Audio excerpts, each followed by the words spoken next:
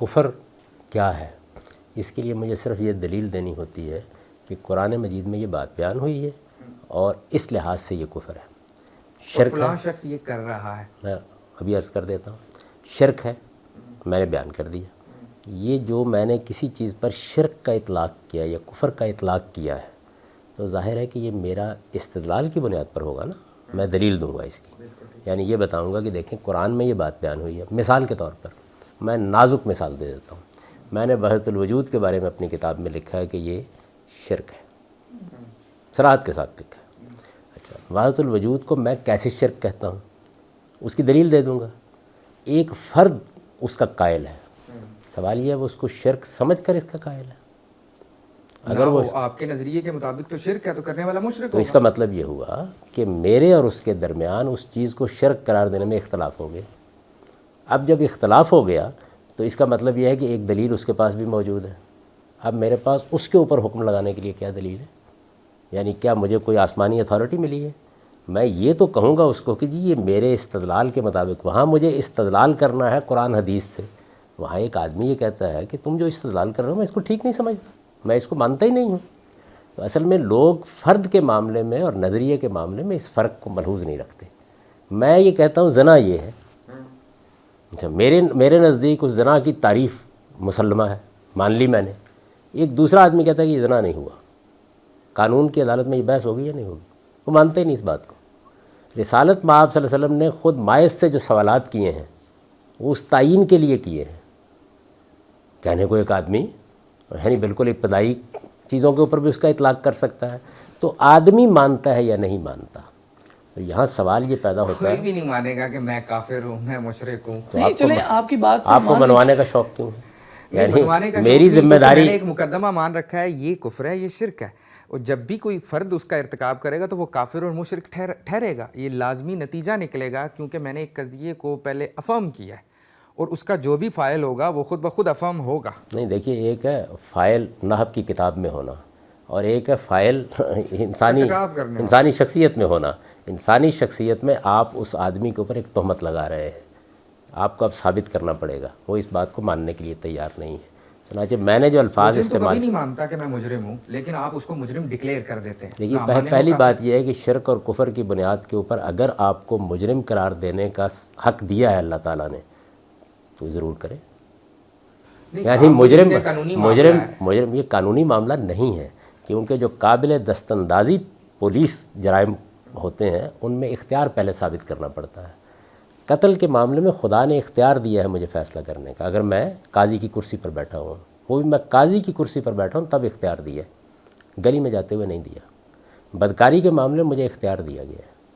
شرک اور کفر کے بارے میں یہ اختیار کہاں ثابت کریں؟ یہاں مذہب ہے اور مذہب سے آپ کو چڑھا، یہاں نہیں حکم لگائے گا قاضی۔ دیکھیے بات یہ ہے کہ مجھے یہاں پہ قاضی کیوں نہیں حکم لگائے گا؟ بغاوت قاضی کو اپنا اختیار کہہ دیں گے، قاضی کو اپنا اختیار ثابت کرنا پڑے گا۔ آپ کے شاید علم میں ہوگا یہ کہ جب کسی عدالت میں کوئی مقدمہ پیش کیا جاتا ہے سب سے پہلے عدالت کا اختیار چیلنج ہوتا ہے۔ اختیار کہاں سے لیں گے؟ مذہب میں کوئی حکم لگانا ہے تو اختیار اللہ اور اللہ کے رسول دیں گے۔ یہ اختیار مجھ کو اللہ کے رسول نے دیا نہیں کہ میں لوگوں کی اس بات کو جھٹلا دوں اور حکم لگا دوں۔ میں نے جو الفاظ استعمال کیے ان کو دوبارہ پڑھیے۔ وہاں ایک آدمی مسلمان ہے، اپنے مسلمان ہونے پہ اصرار کرتا ہے، یہ ساری بحث اس کے بارے میں ہے۔ یہ مجرد نہیں پڑھی ہوئی یہ بحث۔ میں مسلمان ہوں، ہو سکتا ہے کہ میری کسی گفتگو کے بارے میں آپ بہت سے تبصرے آپ نے کیے ہیں، حاضرہ عنایت، آپ کہہ سکتے ہیں یہ کفر ہے، آپ یہ کہہ سکتے ہیں شرک ہے، میں اس کو نہیں مانتا۔ قادیانی کو غیر مسلم قرار دینا غلط ہے۔ دیکھیے بات یہ ہے کہ میرا خیال ہے کہ ہم جذباتی اطلاق نہ کریں، بحث کو ہم اصول تک محدود رکھیں۔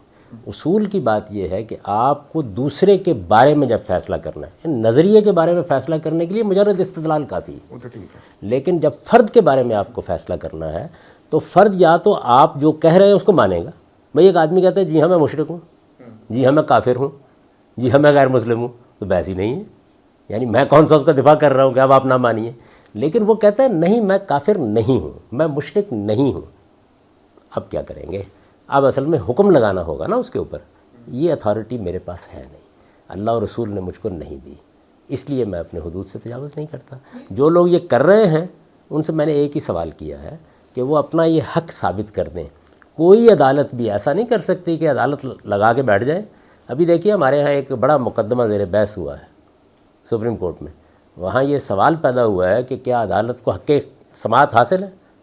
ہر عدالت کی پہلے جورسڈکشن آپ طے کرتے ہیں, یہ بیان کرتے ہیں, متعین کرتے ہیں, اور اس کو پہلے وکیل چیلنج کرے گا. تو میں جتنے لوگ بھی تکفیر کی عدالت لگا کے بیٹھے ہوئے ہیں, اصل میں ان کے حق سماعت کو چیلنج کر رہا ہوں. میں یہ کہہ رہا ہوں کہ یہ آپ کو حق حاصل نہیں ہے. جو قرآن مجید میں جب آتا ہے قل یا ایھا الکافرون, یا عہد الگ سے جو انکار کرتے ہیں ان کو کافر کہا جاتا ہے, سب لوگ تو یہ کیا ہے؟ یہ اللہ تعالیٰ کی طرف سے, تو اللہ تعالیٰ تو پورا حق رکھتا ہے. یہی تو اللہ تعالیٰ جب کہہ رہے ہیں تو یہ باقی بھی تو معاملہ اللہ تعالیٰ متعین لوگوں کہہ رہے ہیں نا. اللہ تعالیٰ دو کام کر رہے ہیں. اللہ تعالیٰ ایک تو یہ بتا رہے ہیں قرآن مجید میں کفر کیا ہے. دیکھیے مثال اس کی ہے, من لم یحکم بما انزل اللہ فاولئک هم الکافرون. ان کے نزدیک کفر کا اطلاق ہوگا اس میں. ان دلہ کافر, یہ اللہ کے ہاں کافر تو قیامت میں طے ہوں گے, اور وہ ان کو پورا حق ہے. یعنی میں نے ان اللہ کا لفظ تو آپ نے شامل کیا نا, وہاں تو قرآن مجید نے واضح کہہ دیا کہ یہ کافر ہیں. ان اللہ کا لفظ تو آپ نے شامل کیا. وہ اللہ ہی بیان کر رہا ہے, اسی لیے ان اللہ کہہ رہا ہوں. نہیں تو یعنی آپ کے سامنے نظر آئے گا, اللہ بیان کرے گا. نہیں, مجھے نظر کیسے آئے گا؟ اللہ کہہ رہا ہے, اللہ تعالیٰ یہ بیان کر رہا ہے کہ دیکھیے یہ ہے, یہ لوگ جو یہ اس طرح کریں گے, اب وہ لوگ جو ہیں وہ خدا کے سامنے جا کے اپنا عذر پیش کریں گے کہ جی ہم نے یہ کیا ہے, ہم نے یہ نہیں کیا. جب وہ میرے سامنے آئیں گے تو میں ان کو بتاؤں گا کہ یہ آپ نے کفر کا ارتکاب کیا ہے. یہ بتانے سے تو میں انکار ہی نہیں کر رہا. سوال یہ وہ انکار کر دیتے ہیں. میرا تو سوال یہ ہے کہ وہ انکار کر دیتے ہیں. اللہ تو کہہ سکتا ہے جھوٹ بول رہے ہو. نہیں, آپ کو ان کے انکار کو دیکھنے کا کس نے کہا ہے؟ اصل بات تو یہ ہے کہ آپ جب سمجھتے ہیں, جب قرآن مجید نے کہہ دیا کہ جو لوگ اللہ کو حکم نہیں مانتے یا اللہ کے احکامات کو نہیں مانیں گے تو وہ کافر ہوں گے. یہ اصول میں بیان کر دوں گا, میں بھی بیان کرتا ہوں. آپ دیکھیں میرا جو مضمون ہے جو بہت معرض بحث میں آیا, جوابی بیانیہ, اس میں نے بھی یہی آیت نقل کی ہے اور یہ بتا دی ہے کہ ہم اپنے حکمرانوں کو یہ بتائیں گے کہ یاد رکھو قرآن میں لکھا ہوا ہے من لم یحکم بما انزل اللہ فاولئک هم الکافرون. یہی آیت نقل کی ہے. یہ میں اجمال میں بتاؤں گا, اصول میں بیان کروں گا. اب میرا مخاطب حکمران جو ہے وہ یہ کہتا ہے کہ میں نے کفر کا ارتکاب نہیں کیا, اس کے بعد کیا کروں گا؟ اس کے بعد مجھے اس کے اس انکار کو, یہ انہوں نے فرمایا ابھی بیچ میں کہ مجرم کو انکار کا حق نہیں. مجرم سے سب سے پہلے پوچھا یہی جاتا ہے. ہر عدالت پہلا سوال یہ کرتی ہے کہ تم اپنے آپ کو مجرم سمجھتے ہو؟ وہ اعتراف کر لیتا ہے, بات ختم ہو جاتی ہے. انکار کر دیتا وہ انکار کر دیتا آ جاتا ہے تو اس کو وہ انکار کرتی ہے. تو اب سوال پیدا ہوتا ہے کہ کیا عدالت کو حق حاصل ہے کہ اس کو مجرم قرار دے؟ اب یہ سوال پیدا ہوتا ہے. اب شہادتیں آئیں گی, اب بحث ہوگی. میں یہ کہہ رہا ہوں یہ حق مجھے آپ ثابت کر دیں کس نے دیا ہے. اچھا, تو میرے لیے اگر یہ ثابت کر دیں قرآن مجید سے تو میں یہ کام کل سے کرنا شروع کر دیتا ہوں. اصول بتائیں گے, اصول کی اپلیکیشن کوئی نہیں ہوگی. اصول کی اپلیکیشن جس دائرے میں مجھے کرنے کا حق دیا گیا ہے, میں ایک دوسرے آدمی نے انکار کر دیا نا اس کا. یعنی میں نے اس کے بارے میں ایک بات کہی ہے, میں تو آپ میرے پاس بیٹھے ہوئے ہیں اور آپ کہہ سکتے ہیں کہ تم جھوٹ بول رہے ہو. میں یہ کہتا ہوں نہیں, آپ کی یہ تہمت ہے. ابھی آپ نے بے شمار الزامات مجھ پر لگا دیے, تو یہ سارے کے سارے محض آپ کے لگا دینے سے ثابت نہیں ہو جائیں گے. میں ان کا انکار کر رہا ہوں نا. تو اب آپ کے پاس وہ اتھارٹی ہونی چاہیے کہ میرے انکار کے باوجود آپ اپنے مقدمے کو ثابت کر کے مجھے سزا دے سکیں. وہ اتھارٹی کس کے پاس ہے؟ اچھا, آپ یعنی ایک اور آپ کے رویے میں تضاد یہ ہے کہ ایک طرح آپ یہ کہتے ہیں تکفیر نہیں کر سکتے, جیسا آپ کہتے ہیں میرے پاس اتھارٹی نہیں ہے, لیکن آپ تصوف کو متوازی دین کہتے ہیں. تصوف کو, صوفیوں کو نہیں. دیکھیے وہاں بھی میں بالکل کنسسٹنٹ ہوں. میں نے تو جتنے بھی جلیل القدر صوفیاء ہیں ان کا ذکر بہت احترام سے کیا ہے. یعنی ایک مسیحی کو آپ کافر نہیں کہیں گے؟ مسیحی کو کافر اس وقت کہوں گا دوسرا دین ہے جب وہ اقرار کرے گا نا اس کا. ہاں جی, کہ میں مسیحی ہوں, وہ غیر مسلم ہے. تو اب یہی تو یعنی یہ واقعے کا بیان ہے, یہ ایک واقعے کا بیان ہے. اسی طریقے سے جو ارباب تصوف ہیں یا جو جلیل القدر لوگ جن کا میں نے اپنے اس مضمون میں ذکر کیا ہے, پورے مضمون میں کوئی ایک استخفاف کا جملہ نہیں آپ دکھا سکتے. نہایت احترام کے ساتھ میں نے سب لوگوں کا ذکر کیا ہے, ان کے افکار و آراء کو نقل کیا ہے اور یہ بتایا میں ان سب کو مسلمانوں کے جلیل القدر ائمہ سمجھتا ہوں. کیوں؟ وجہ کیا ہے؟ وجہ یہ ہے کہ جو میں بات کہہ رہا ہوں تصوف کے بارے میں وہ نہیں مانتے اس کو. تو یہ میرے پاس کہاں سے اتھارٹی آ گئی؟ میں تصوف کے بارے میں گفتگو کر رہا ہوں. تصوف کو میں نے بڑا خراج تحسین پیش کیا ہے, لوگ معلوم نہیں کیوں جذبز ہو رہے ہیں اس کے اوپر. میں نے یہ کہا کہ بھئی تصوف جو ہے وہ اصل میں اپنا نقطہ نظر رکھتا ہے, اپنے عقائد رکھتا ہے, اپنے مقاصد رکھتا ہے. جیسے کمیونزم کے بارے میں آپ کیا کہیں گے؟ یعنی کمیونزم جو ہے وہ ایک اپنی جگہ ایک متوازی نظام فکر ہے, جب آپ متوازی کہتے ہیں تو اس کا مطلب ہوتا ہے کہ ایک انڈیپینڈنٹ نظام فکر ہے، یعنی اس کے اپنے اصول ہیں، اپنے مبادی ہیں، اپنے فروع ہیں۔ اب یہ بات میں نے تصوف کے بارے میں کہی ہے، اس کے دلائل دے دیے ہیں۔ کیسے سر؟ آپ کہتے ہیں دین نظام اخلاق فراہم کرتا ہے، بنیادی مقصد اخلاقیات ہے، تو کیا تصوف کی اخلاقیات اور مذہب کی اخلاقیات میں فرق ہے؟ زمین آسمان کا فرق ہے۔ دیکھیے میں نے تو اس کی لسٹ کر کے بتا دی ہے، یعنی کوئی اس پر کیوں گفتگو نہیں کرتا۔ یہ جو مضمون ہے یہ 80 کی دہائی کا لکھا ہوا ہے، چھپا ہوا ہے، آج تک کسی شخص نے اس کے اوپر گفتگو نہیں کی۔ یعنی میں نے پہلے دیکھیے بنیادی چیزیں لی ہیں، توحید لی ہے، قیامت لی ہے، رسالت لی ہے اور علم الاخلاق لی ہے، یہی سارا کا سارا مذہب ہے، اور یہ بتا دیا میں نے۔ یہ میں تبصرہ کر رہا ہوں لکھے ہوئے حرف پر، یہ مجھے حق ہے۔ اخلاقیات ہیں جو ان کی مذہب سے مختلف ہیں، ساری کی ساری۔ کیا وہ دیانتداری کو اخلاقیات نہیں سمجھتے؟ کیا وہ ظلم کو برائی نہیں سمجھتے؟ سچ کو اچھائی نہیں سمجھتے؟ جھوٹ کو برائی نہیں سمجھتے؟ یہ ساری کی ساری چیزیں جو ہیں مغربی معاشرے میں مانی جاتی ہیں۔ سوال یہ اخلاقیات تو ہیں ان میں بھی، ٹھیک ہے، لیکن مختلف کون سی؟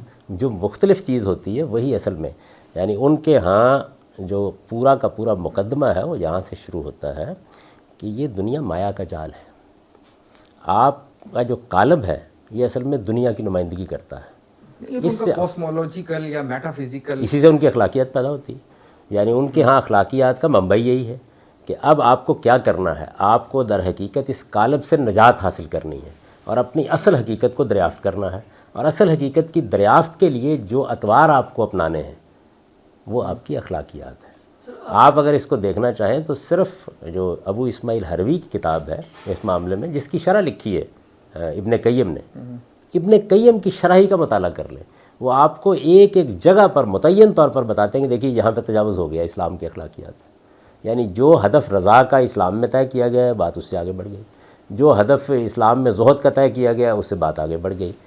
ان میں ریکنسیلیشن بھی تو ہو سکتی ہے نا، آپ کانٹ چھانٹ کر دیں جو اسلام یہ میرا وہاں موضوع نہیں ہے جہاں سے لوگ اس کو دیکھ رہے ہیں، میں تو صرف یہ بتا رہا آپ کا ہوں۔ ایک طریقہ ہے کہ آپ ایک چیز کو مانتے ہیں یا پھر نہیں مانتے، بلیک اینڈ وائٹ فیلسی سے کہتے ہیں، یا تو وہ مسلمان ہے یا تو اسلام کو مانے گا یا تصوف کو مانے گا، تصوف کو مانے گا تو اسلام کو نہیں مان سکتا، درمیانہ راستہ بھی ہو اچھا سکتا میں نے تو ان میں سے کوئی بات بھی نہیں کہی۔ یہ دیکھیے دلچسپ بات یہ ہے کہ میرا رویہ بالکل مختلف ہے۔ آپ جب ان کو متوازی دین قرار دے رہے ہیں، اس کا مطلب ہے کہ آپ تصوف اس کو بالکل سیپریٹ کر رہے ہیں۔ تصوف کو میں نے افراد پر کوئی تبصرہ نہیں کیا، اور میں اس کو نہیں کروں گا، اور نہ اس کا قائل ہوں کہ کیا جائے، نہ آپ کو حق دیتا ہوں نہ اپنے آپ کو حق دیتا ہوں، اس لیے کہ میرے اور ان کے مابین ایک چیز پر ایک حکم کے اطلاق میں اختلاف ہو گیا۔ کیا شاہ ولی اللہ اس کو مانتے ہیں جو میں نے رائے قائم کی ہے؟